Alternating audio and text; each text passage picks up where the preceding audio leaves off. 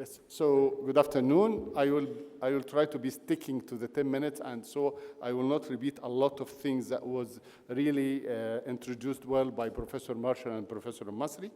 This is my financial interest that has nothing to do with Xenia implant, unfortunately. I would love to be a consultant there. And this is a part of what is called the ACE study proposed by Professor Marshall. The A stands for Alexandria, where Professor Masri and myself are taking a part. The C stands for Cairo, where Professor Hosni is with us, stands for Cairo. And the E is England and Damascus, where Professor Marshall and Dr. Gabra are taking care of this. So this was a pilot study that took place on the 4th of November the last year, meaningly just 10 weeks ago, when we implanted 9 eyes of the new version. And when I'm talking about the new version of this is the 4th generation of Xenia, which is totally compact. It's 40 microns in thickness and very hardly cross-linked, so it is like a piece of plastic. This was taken part by Dr. Masri and myself, as I said before, 10 weeks ago in Alexandria. And 7 of these eyes were cross-linked before. 2 of them were virgin corneas without cross-linking, but all of them were advanced keratoconus with the best corrected visual acuity ranging between 0.1, 0.5, but the patients were really good candidates for dark. So we didn't do for them dark, and the age ranged between 18 and 30 years with a pachymetry, a thin one, ranged from 310 to 480, a very thin cornea in some cases. And these, as I told you before, were implanted by the new version, 4th generation of Xenia, which is 40 micron in thickness and 7.5 millimeter in diameter. Well, this to show you the implanted Xenia on the thinnest one, the 310 micron. And this is show you when we implanted deeply, still we have enough space before we get to the endothelium. Although it's risky, but I will show you the beauty of implanting this so deeply as was suggested by Dr. Gabra before. So inside the operating theater, nothing fancy. We create the pocket. We insert the implant. And I will start with the preparation of the Xenia implant, which is taking out this from this very nice 60 box of stainless steel, hydrating the implant 10 minutes before the insertion, just to make it wet and hydrated again. And then creation of the pocket, I will pass this because Professor Masri showed it clearly with the VisuMax 500. But insertion is really very tricky because you have to insert it through a wide incision, a 7 millimeter incision. And I will show you when we try to insert it from a smaller incision by manual technique. Taking it, grasp it folded, and please don't touch ever anything because it's highly electric, so it will grasp all the filaments. And this using in one hand a spatula, and in the other hand the non-tooth forceps, it could be McPherson, and then holding it not to go back again, and just delivering it inside the pocket and leave it. Very simple, very quick. It takes just few minutes to implant to do everything. And just you might center it or iron the cornea just to push it in the center of the cornea. Beautiful, easy. This is the 7 days post-op. You can hardly see anything, nothing at all. And again, another patient. But if you really want to see the implant after 7 days, you go by slit lamping, I mean a collateral one or a lateral one, to just identify the age of the implant. But the direct illumination will not see anything after 7 days. This is to show you that the implant age can devise it. What are the difficulties of the implantation? This was one of the first implantation when we tried to implant it through a 4 millimeter incision. And this was really very hard through a bimanual technique. When you go with the implant folded one, you can't unfold it in the pocket. So we decided to take it out and to enlarge the incision. And from here, we did all the incision in 7 millimeters just to allow the implant to go unfolded and this was very nice and quick.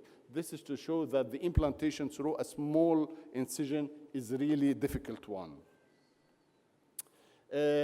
One of the pitfalls also is that the femtolaser machines are not properly designed for the high prolate cornea. So sometimes the dissipation of laser in the periphery is not as good as in the center. So in one of the cases, we faced a lot of difficulty to dissect the periphery of the pocket because of the bad delivery of the laser or the insufficient delivery of the laser in the periphery. So it was a bit hard, but on the second day, there was an edema of the cornea, but fortunately, after 1 week, the edema has resolved completely in such patient, nothing important.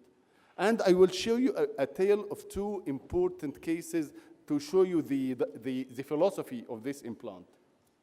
One of these cases, we had an expected decentration out of the cone the day number 1. You see, the patient is perfectly centered, the implant, but it is away from the eccentric cone. So the edge of the cone is here, and the edge of the implant is away from the edge, from the center of the cone.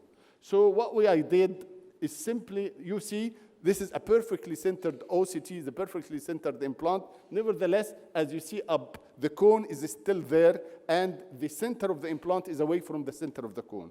What I did simply, next day, that I took back the patient to the operating theater. It was very easy, of course, to reopen the incision again. And with a gush of saline, I just pushed the implant to be the center of the implant, eccentric, but here it is centric to the cone. And I will show you the magic that happened after which. I mean, as you see, this is pushing of the implant to be under the center of the cone and applying a contact lens after. Look at this. After the next day, I found that during the re-centering of the cone, actually I cut a part of the implant, and this is a missing part of the implant, but this missing part was eccentric from the center of the cone. Nevertheless, it didn't prevent the magic to happen. You see here, the center of the implant is centric with the center of the cone, and it pushed down the cone. Just a few seconds, and I will terminate. But the magic that happened is that there was a flattening of the center of the cornea, 17 diopters in such case and such a patient, in spite of the missing part of the implant, and the patient had a great improvement in her visual acuity to 0.6 best corrected visual acuity. The second case was a wow effect. The wow effect is that the next day, the patient had an uncorrected and best corrected visual acuity of 0.9. Imagine a desperate case of high keratoconus with an advanced keratoconus to have this. And look at the topography of this patient.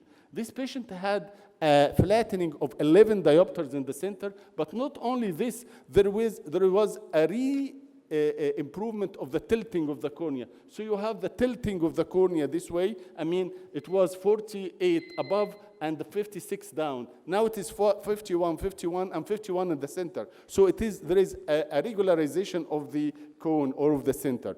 The post-operative complications were little. Some debris in the first day. One of the cases has shown the lost piece. One of the cases showed some interface reaction on the 10th week, but again, it's easy to treat this with corticosteroids. The global results are really very nice because we had a regularization, flattening of the cornea, improvement of the higher order aberrations, and improvement of the refractability of the eye to be 100%, and improvement of the uncorrected visual acuity to be from 0.1 to 0.9, and of course, getting lower all the higher order aberration, as you see, that maintained over the 10 weeks, okay? So thoughts for this novel technology. Augmentation is the way to go. Probably we are going in the right direction. The implantation depth and stiffness level are the crucial factors to truly refine the results. And lastly, finally, it is a new hope for those desperate patients, and it could replace one day the corneal cross-linking, the DALC. We can customize over them both the corneal cross-linking and the ablation, especially that we have now the IVIS technology. And lastly, I invite you for our 2 big meetings in Egypt. One of them is for the DAYS, Dry and Ocular Surface Society in Luxor, that will take place next month. The president is here with us, Dr. Siam Lazarek, and the other one is for the World Keratoconus Congress that will take place in Athens in June. Thank you, and I exceeded my time, I know, but I took some time from Dr. Gabra and Dr. Masri. Thank you. I love your enthusiasm.